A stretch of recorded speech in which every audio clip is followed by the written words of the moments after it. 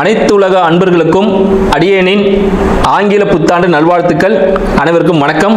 இந்த ஆங்கில புத்தாண்டு பார்த்தீங்கன்னா, ஆங்கில புத்தாண்டுல இந்த உலக மக்களாகிய நம் அனைவருக்கும் சரிங்களா எத்தகைய சிறப்பான பலன் இருக்க போகுது அப்படின்னு பார்ப்போம். இந்த ஆங்கில புத்தாண்டு வியாழக்கிழமை ரோஹிணி நட்சத்திரத்தில் தொடங்குது. அப்படின்னு பார்த்தீங்கன்னா, ரோஹிணி நட்சத்திரம்னாலே சந்திரன் தான். சந்திரன் உச்சமாகக்கூடிய ஒரு இடம் ரோஹிணி நட்சத்திரம் சொல்லலாம்.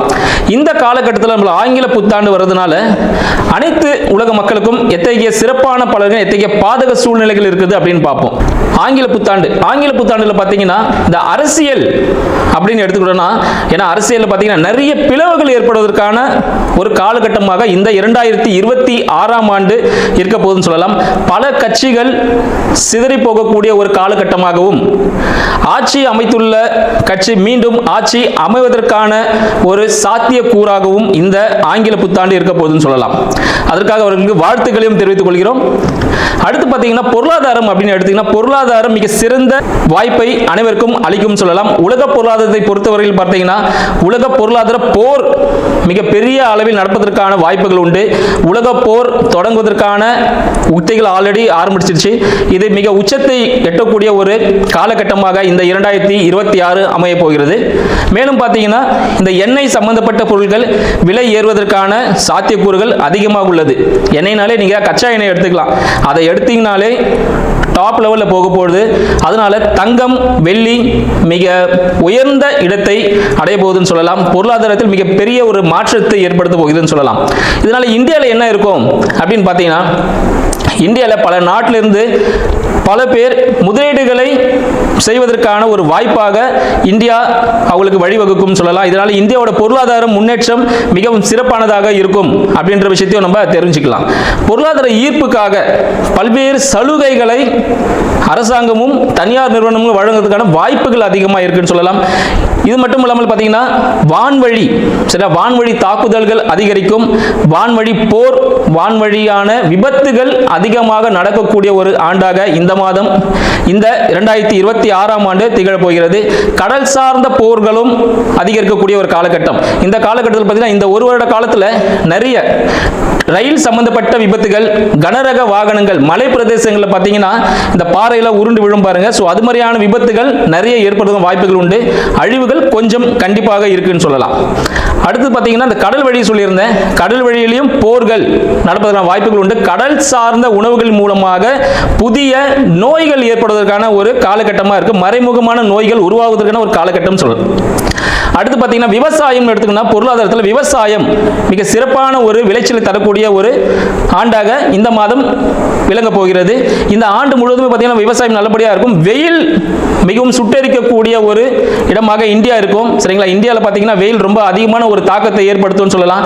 மழையின் அளவு சற்று குறைவாக இருக்கும். இதனால் வெயில் காலங்களில் பல்வேறு நோய் உபாதைகளுக்குரிய மக்கள் ஆட்படுவார்கள் அப்படின்ற விஷயத்தையும் சொல்லலாம். பல்வேறு நிதி நிறுவனங்கள் லாபம் அளிக்கக்கூடிய வகையில் பல்வேறு சலுகைகளை அளிக்கும். இதனால் நம்பி யாரும் ஏமாற வேண்டாம். அந்த சலுகைகள் நம்பி நீங்க சேரும் பொழுது கண்டிப்பாக மோசடிகள் நடைபெறுவதற்கான வாய்ப்புகள் உண்டு. வங்கி மோசடி நடைபெறுவதற்கான வாய்ப்புகள் உண்டு. மேலும் வங்கி மற்றும் ரியல் எஸ்டேட் துறை, சரிங்களா, ரியல் எஸ்டேட் துறையிலும் பார்த்தீங்கன்னா ஒரு சில வீழ்ச்சிகள் ஏற்படும் அப்படின்னு சொல்லலாம். ரியல் எஸ்டேட் துறையில் போனீங்கன்னா வீழ்ச்சிகள் ஏற்படுவதற்கான வாய்ப்புகள் அதிகமாக உள்ளது. இதற்கு அரசாங்கத்தில் சிறிய பிளவுகள் ஏற்படும். சரிங்களா? ஆட்சியில் இருக்கும் சிறிய பிளவுகள் ஏற்படும். அது சரி செஞ்சு திருப்பி அவங்கள தான் ஆட்சியிலையும் இருப்பாங்க.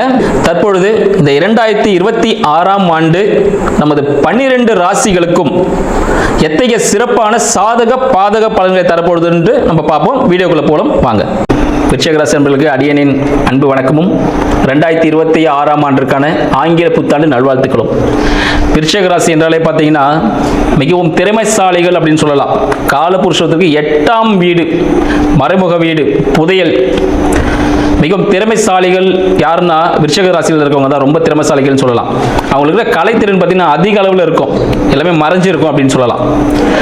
விருச்சிக ராசியின் அதிபதியான செவ்வாய் பகவான் 1க்கும் 6க்கும் அதிபதி செவ்வாய் பகவான் 2ல் இருக்கிறார். பிரச்சனைகள் மூலமாக வருமானம், இந்த மெடிசன் துறையில் இருக்கவங்க, மெடிக்கல் லைன்ல இருக்கவங்க, இன்சூரன்ஸ் துறையில் இருக்கவங்க, காப்பீடு நிறுவனம், போலீஸ், கோர்ட்டு கேஸ், ஆய்வுத்துறை, சரிங்களா, தொல்லியல் துறை சொல்றாங்க பார்த்தீங்களா, இது போல துறையில் இருப்பவர்கள் இந்த காலகட்டம் உச்சத்தை அடையக்கூடிய ஒரு காலகட்டம். இவங்க தான் அந்த இடத்துல டாப்பாக இருப்பாங்க.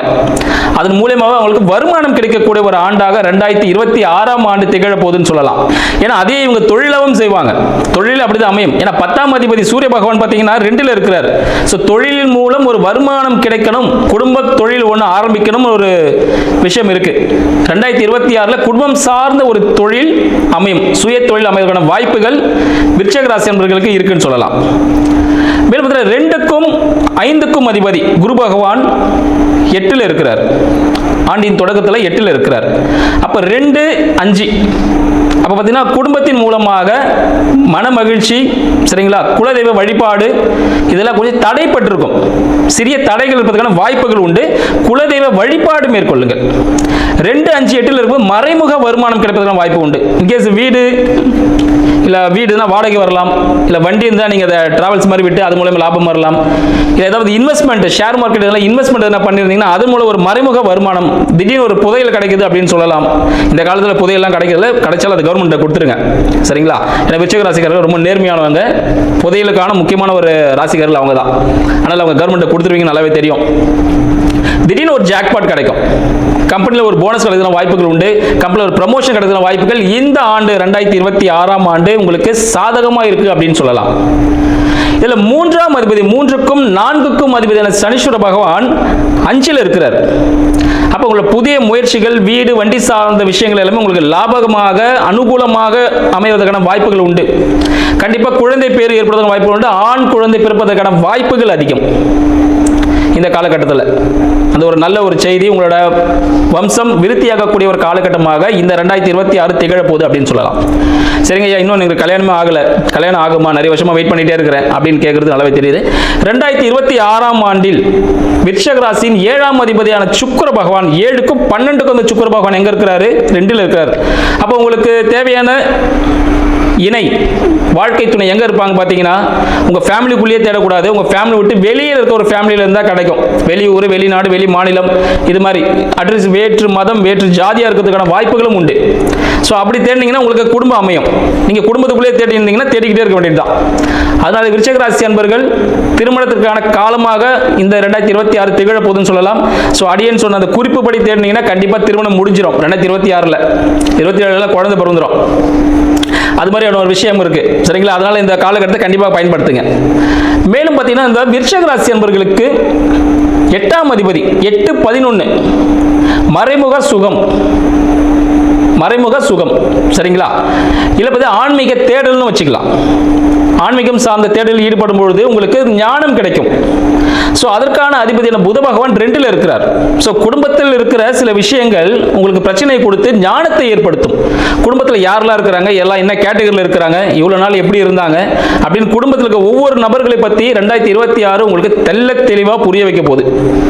மனைவியாக இருந்தாலும், பிள்ளைகளாக இருந்தாலும், தந்தையாக இருந்தாலும், தாயாக இருந்தாலும், சகோதரர்கள் பற்றி அனைவர் பற்றியும் தெளிவான ஒரு புரிதல் 2026 உங்களுக்கு தரப்போகுது அப்படின்ற ஒரு விஷயம் இருக்கு. ஒரு புதிய ஒரு படிப்பு உங்களுக்கு கிடைக்க போகுது, ஒரு அனுபவம் கிடைக்க போகுதுன்னு சொல்லலாம். மேலும் பார்த்தீங்கன்னா விருச்சிக ராசியின் 9ஆம் அதிபதி கடகம் சந்திர பகவான். ஸோ தந்தையின் உடல்நிலையில் சிறிய உபாதைகள் வந்து போகக்கூடிய ஒரு காலகட்டமாக இருக்க போதுன்னு சொல்லலாம். அப்போ தாயை விட்டுட்டுமே விருச்சிக ராசி தாய்க்கு பார்த்தீங்கன்னா உடல்நிலை எல்லாமே சீராக அமைவதற்கான வாய்ப்புகள் உண்டு.